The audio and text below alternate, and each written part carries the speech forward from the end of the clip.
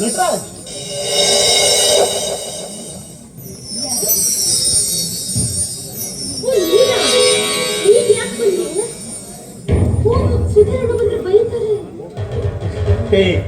ಕದ್ದು ತಿಂದ್ರೇನೆ ರುಚಿ ಜಾಸ್ತಿ ಚಿನ್ನ. ನೋಡು, ನಟರಾಜ್ ಮನೇಲಿಲ್ಲ ಅಂತ ನನ್ಗೆ ಆಗ್ಲೇ ಗೊತ್ತು. ಹಾಗಂತ ಅವನಿದ್ರು ನನ್ಗೇನು ಭಯ ಇಲ್ಲ.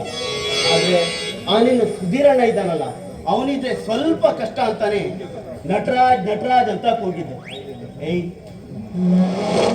ಹೇಗಿದೆ ನಿನ್ ಪ್ಲಾನು?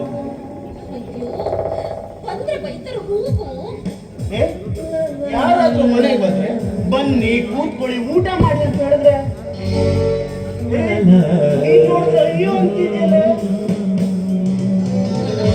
ನೀನ್ ಹೀಗೆ ಯಾರಿಲ್ದಾಗ ಬಂದು ನನ್ನ ಪೀಡಿಸ್ತಾ ಇದ್ರೆ ನಾನು ಅಣ್ಣ ಅಂತ ಹೇಳ್ಬಿಡ್ತೀನಿ ಅಷ್ಟೇ. ಈಗೇನಾದ್ರೂ ಸುಧೀರಣ್ಣ ಬಂದ್ರೆ ನಿನ್ನ ಸಾಯಿಸ್ಬಿಡ್ತಾರೆ. ನಾನು ಹೋಗ್ಲೇಬೇಕು ಅಂತ ಹೇಳಿದ್ರೆ ನೀರು ಕೊಡ್ಬೇಕು. ನೀವ್ ಇಲ್ದಾಗ ಬಂದು ನನ್ನ ಪೀಡಿಸ್ತಾನೆ ಅಂತ ಹೇಳಿ ಹೇಳು, ನನಗ್ ಬೇಕಾಗಿರೋದು ಕೂಡ ಅದೇ.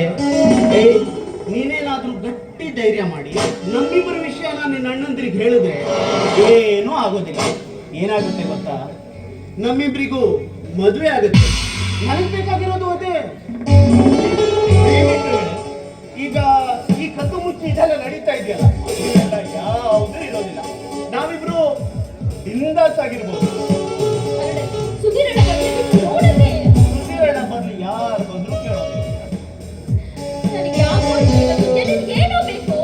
ನೋಡು, ಇವತ್ತು ನೀನು ಗೋಳ್ ಹೊಯ್ಕೊಳ್ಬೇಕಂತಾನೆ ನಾನು ಇಲ್ಲಿ ಬಂದಿದ್ದೀನಿ. ನೋಡು, ಇವತ್ತು ನಿನ್ನ ಸೌಂದರ್ಯ ಸರೋವರದಲ್ಲಿ ನಾನೊಂದು ಹಂಸ ಪಕ್ಷಿಯಾಗಿ ತೇಲಾಡಬೇಕು. ಅದಕ್ಕೆ ನೀನು ಜೊತೆಯಾಗಬೇಕು.